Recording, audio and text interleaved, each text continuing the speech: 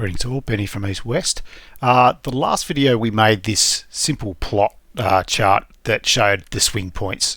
Just got to look at those today. So higher highs, higher lows, basis fractals. So if you don't know any of that, just check out my previous video of how I put this all together. But today we're just going to go one little step further and just start to build a very simple strategy. Now, just housekeeping before I start. Disclaimer, this is educational only. This is just an example of how you might build a very basic trading strategy.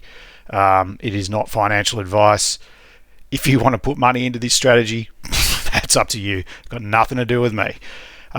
This is just to show you how you'd put it together. Just an example of code. It's not anything more than that. So let's just see what we're going to do here. So as we get, I'm just going to concentrate on the longs for today.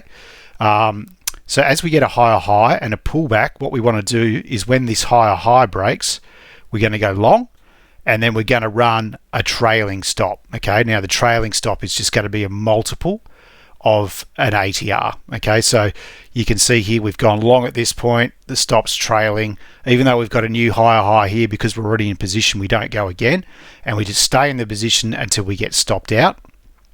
Okay, and then we just wait for the next higher high to come in. We set our entry point, and when that breaks, off we go again with a trailing stop. So that's just basically what we're going to do. Nothing complicated or anything like that. It's just an example of how you would put this together for yourself. So I'm just using Jupyter Notebooks here. Now, in terms of the actual code, it's probably a little bit bloated.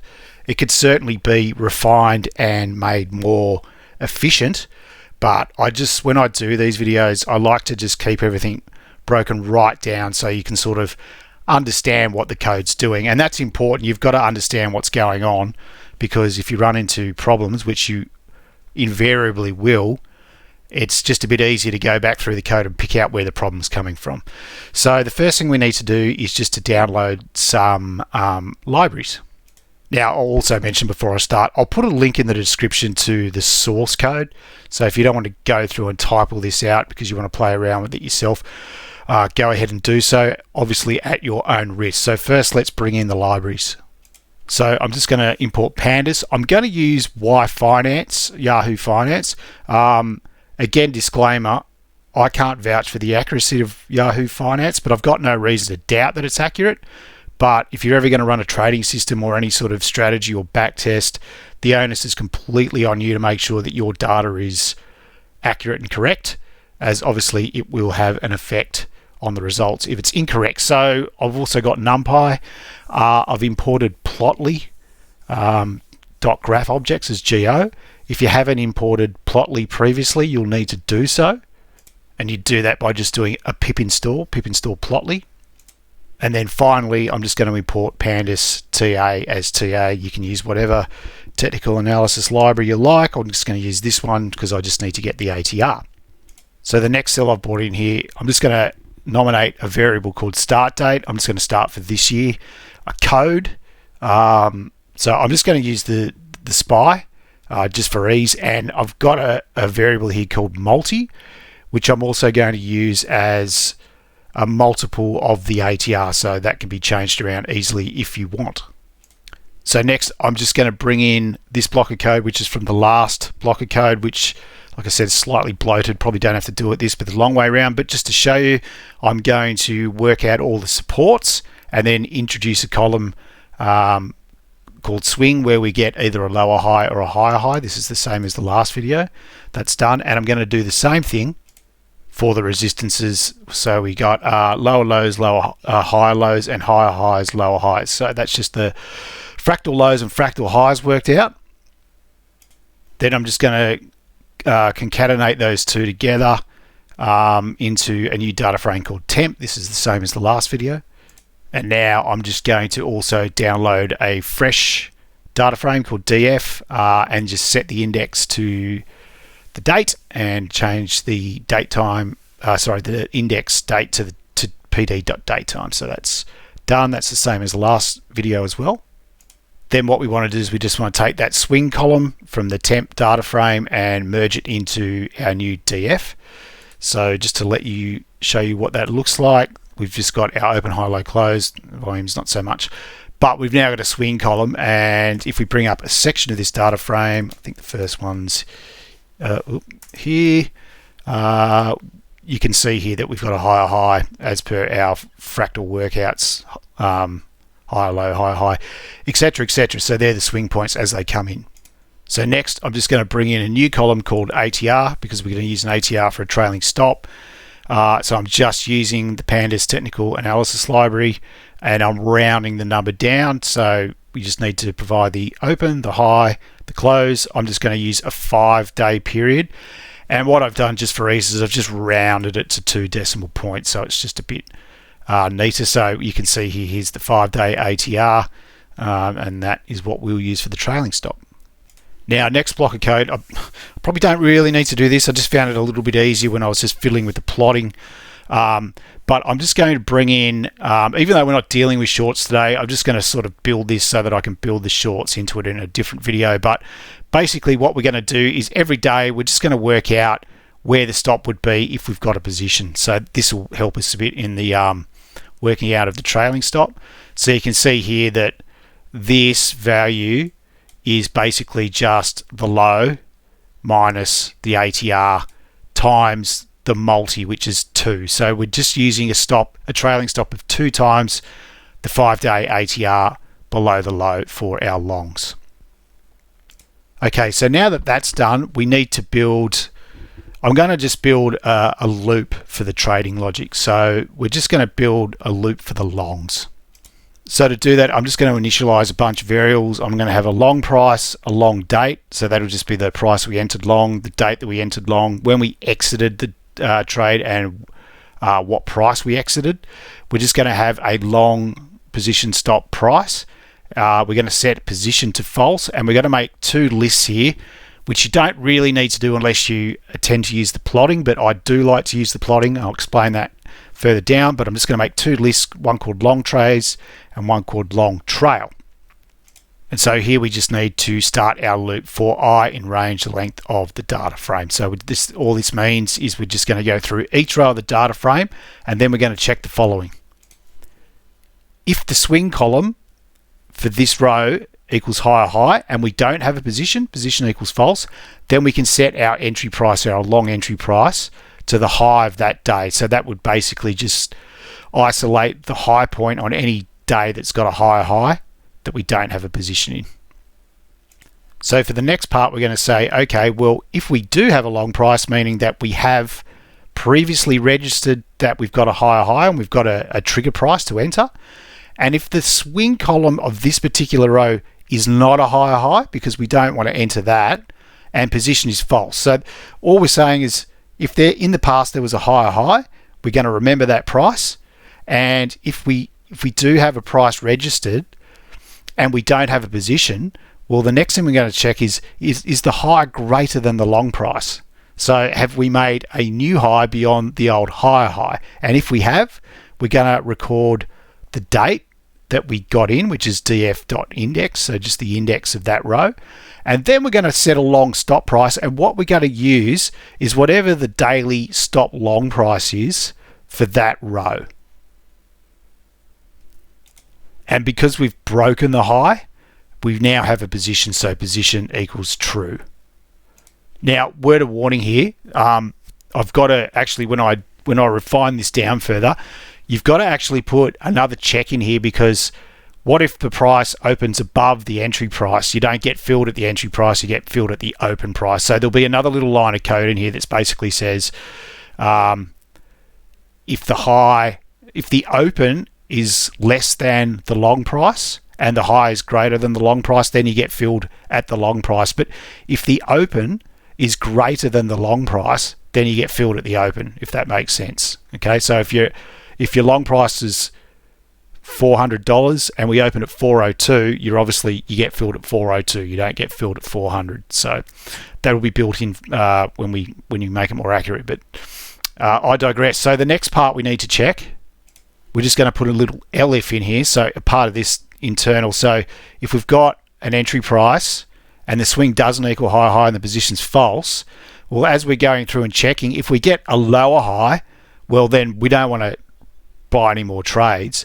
Or if we get a lower low, we also don't want to buy any more trades, because if that would, to me, suggest, just for this argument's sake of this strategy, that the market's now starting to trend down because we're getting lower lows or we're getting lower highs. Therefore, we don't want to go long. So if that happens, we're going to reset the long price to zero and position to false. So if it got to this, if it sort of registered a higher high, then it got to this part and it saw, oh, hang on, we've just got a lower high or a lower low, we're going to make all this zero, then we can go back and start rechecking. So the next part, we're just going to say, well, okay, if the position is true, okay, so we're checking a row, we've already got a position we know we're in, so what we've got to do is check to make sure that we didn't get stopped out on that candle. So we've got to say, if the low is less than or equal to the long stop price. Remember, we set the long stop price here at that stop for that day. Okay, so it's fixed at that. Okay, and then we need to check that if we do have a position, has the low breached the stop level, and if it has, we need to record the exit date and we need to record the exit price as the long stop price. Now you might be thinking, what about slippage? Yes, I'll get to that. So now I'm going to bring in an ELIF. So we're going to say if we've got a position, so we're going to check if we have been stopped out. Now, if we haven't been stopped out, we need to check if we need to move the trailing stop.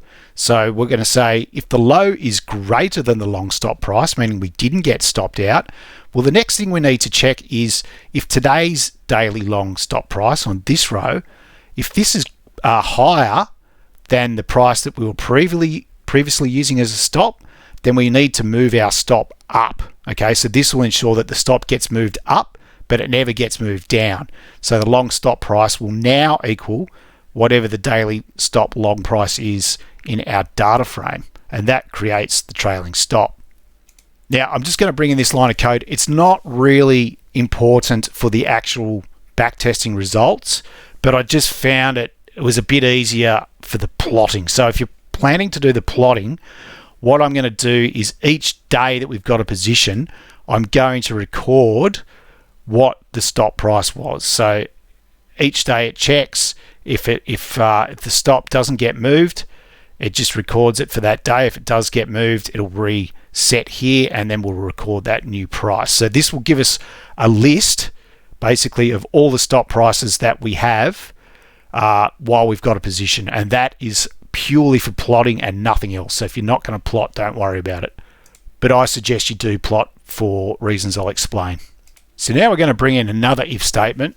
So basically, we're going to say now, if we know here that we checked if we got stopped out. So if we did get stopped out, it means that we've recorded an exit price. So as we loop through now, we've got to say, well, if the exit price does not equal zero, meaning we've got an exit price, i.e. we've been stopped out, then we want to append the details of that trade now to our long trades list. Okay, so we're going to say, we're going to append the trade directions long, the entry date, the entry price, the stop, the exit price, and then we're going to work out the profit and loss by just taking the exit price, and we're going to take that away from the price that we bought at and the exit date. Okay, now once we've done that, we've recorded all the trade details.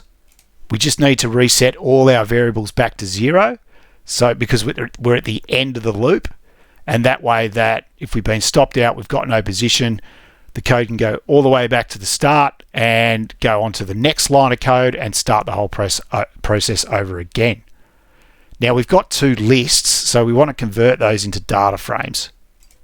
So to do that, we're just going to make a new data frame called long trades data frame, and we're just going to go pd.dataframe. We're going to make the long trades list, and then we're going to do the same thing for the long trail list, which once again is for plotting. So that's the loop. So if we just run this, hopefully it'll run. Whoop, I've made a mistake. This is good. This is always good practice because this will happen all the time. Okay, so we've said line 31, the indent doesn't match. So let's go back to here to line 31. And what it means is that didn't line up. So if I just take that, if I take that back one. Okay, now if I rerun, now it works. Okay, so it's always good practice to go through those areas just to see where, you've got little indents or, little spelling mistakes sometimes creep in. Just an example. Now, next thing I'm going to do is I'm just going to reset the indexes to the dates. Okay, so the long trail data frame and the long trades data frame. Okay, now what I'll do is I'll just bring those up so you can see. So if we do long trades DF and just run that cell. Okay, so there's only 4 trades this year.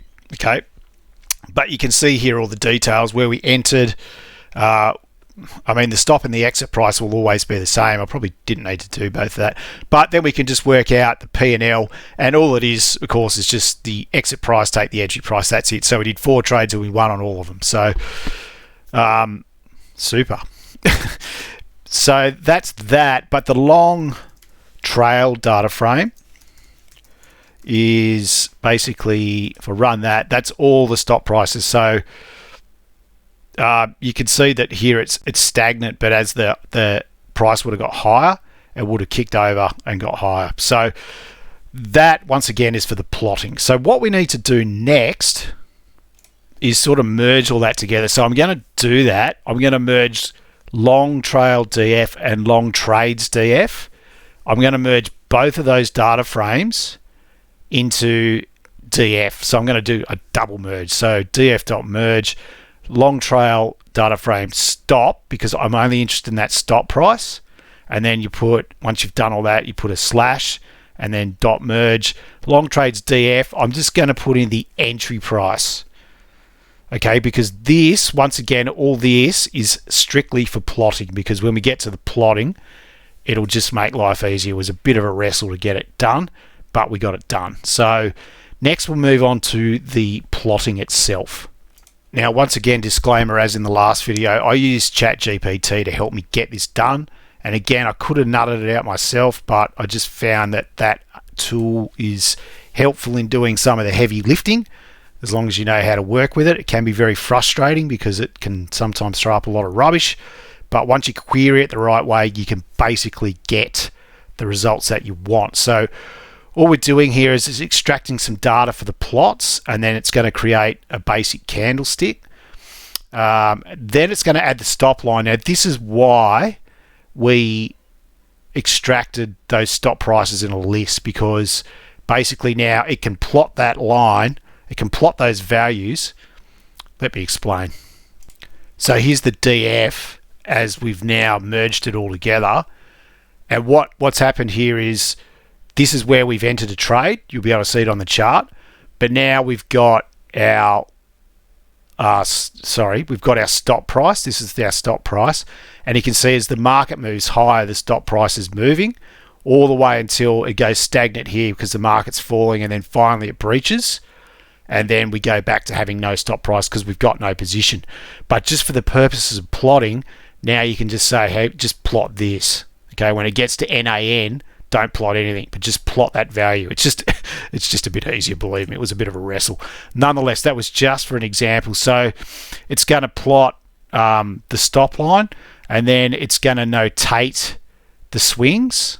Okay, so we've got our higher, high, higher, low, etc., etc. It's just going to put those either 5 points below the candle or 5 points above the candle. And then what else we're going to do here is this part. What it does is it goes through and it works out if we've got an entry date. What we want to do is draw a line between the previous higher high and the entry date, so we can sort of see visually where it's triggered, and just to make sure that it's triggering the right way.